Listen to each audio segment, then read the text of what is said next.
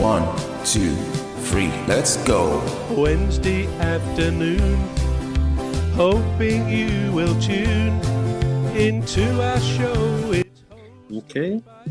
She's recognised for having the highest recorded intelligence in the Guinness Book of Records, and she had a score which was actually, she went through a test of 228.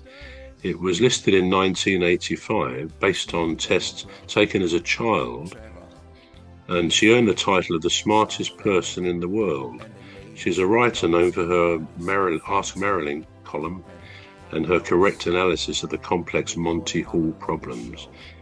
Now, by the age of 10, she'd read the entire American encyclopedic range.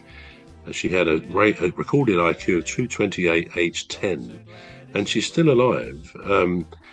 Now, the Guinness Book of Records discontinued this particular record in the 90s because mostly people were not formally recorded by a test, which this lady was.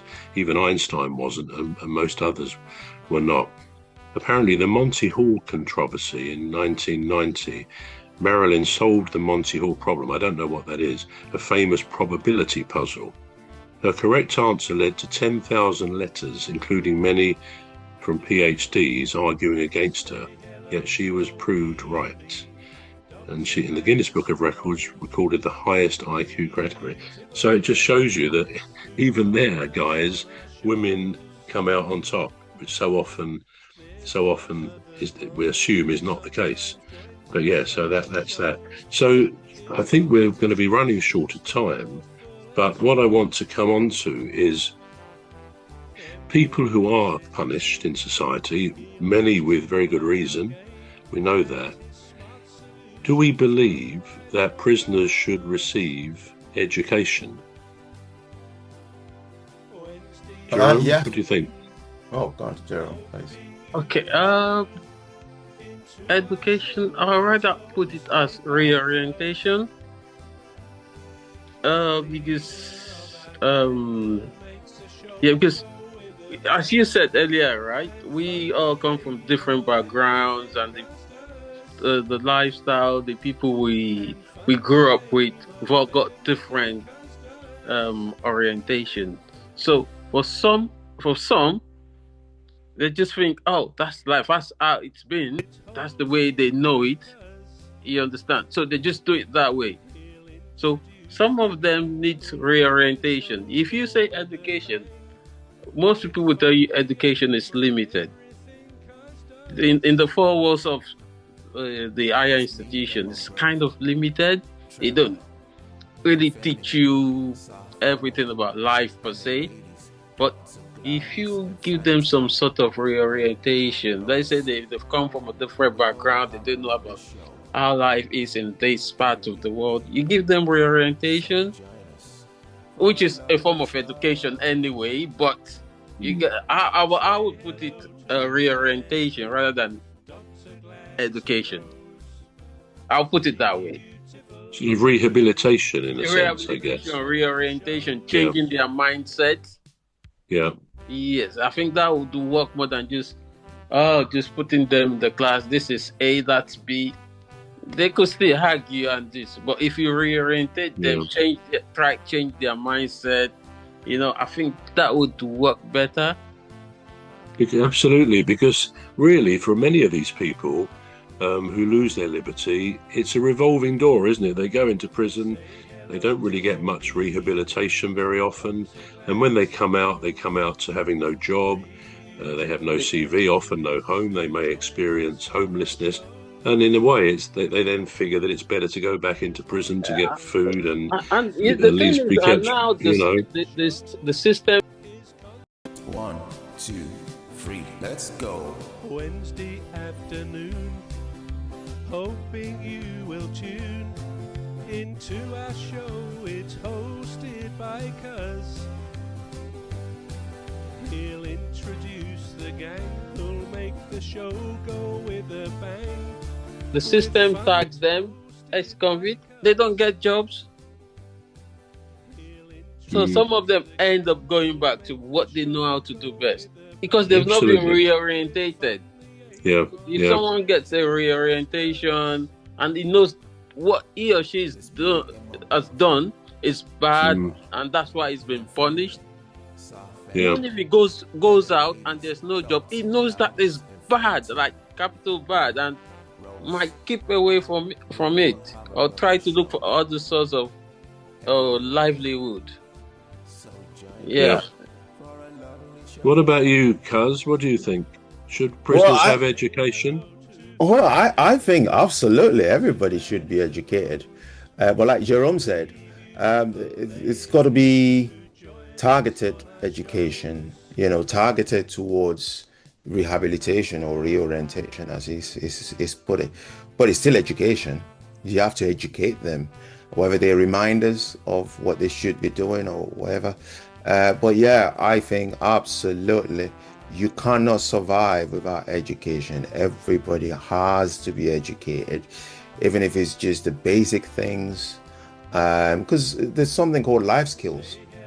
And these just prepare you for what you're going to meet in life.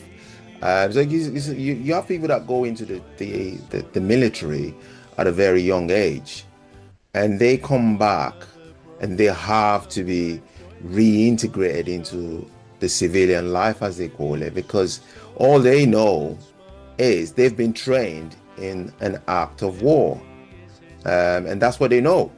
So you see them wanting to settle conflicts by fist or arguments or something, because that's what they know.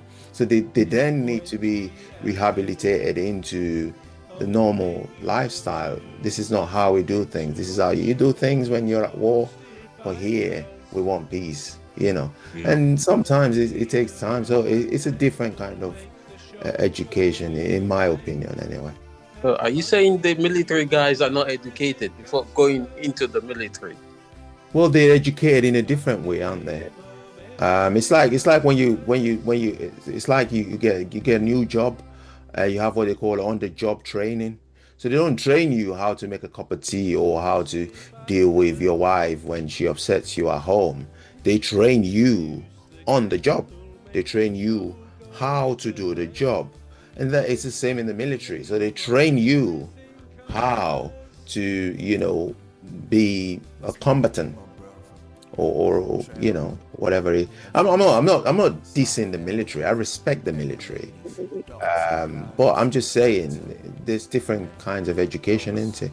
There's education that is targeted at your mind, the way that you deal with the way that you interact with your environment. There's that sort of education, and there's education on how to get things done. So there's different. So I think prisoners should be educated, but what kind of education? It's one that helps them to get back into normal lifestyle or normal living, everyday living. You see prisoners, they come back, and some of them, they beat their wives, they'll even murder them, and maybe they went in there for stealing, but they come out and they're even more hardened, aren't they? So it's the education, isn't it? It's worth one thing.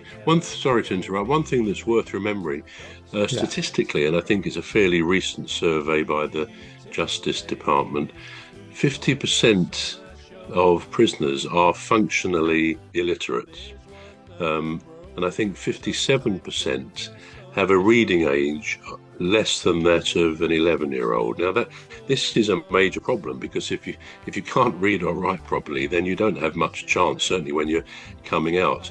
And it just reminds me that I know somebody, in fact he's dead now, but he did teach a number of prisoners to read individually. I think it was in double figures, but it's just something that helps prisoners to read and write.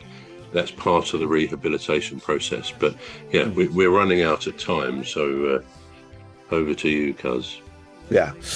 So if you've been watching and listening to the Alien Spaceship, this is all we've got time for. Join us again next week. Hopefully Jerome will be here with some insights into the mind. Very good. Yeah. So join us again next week as we bring this show to a close. I've been Emmy Hikins, and he calls me Cuz. I'm Trevor Gear, and he calls me bruv. Ah, that's good. Yeah. And we have Jerome all the way from Birmingham. We call him the king of Birmingham. Oh, come on, bro. The king of Birmingham. That's good. King of Brum. Come on, come on. There can be just one king in the UK. You the know Brummy king. Anyway, I was just pulling your leg. I know. So it's a goodbye from me. Goodbye from me too. So yeah, thank you guys for having me. Good to see you, Jerome. 1, 2, 3, let's go. Wednesday afternoon, hoping you will tune into our show. It's hosted by Cuz. He'll introduce the gang who'll make the show go with a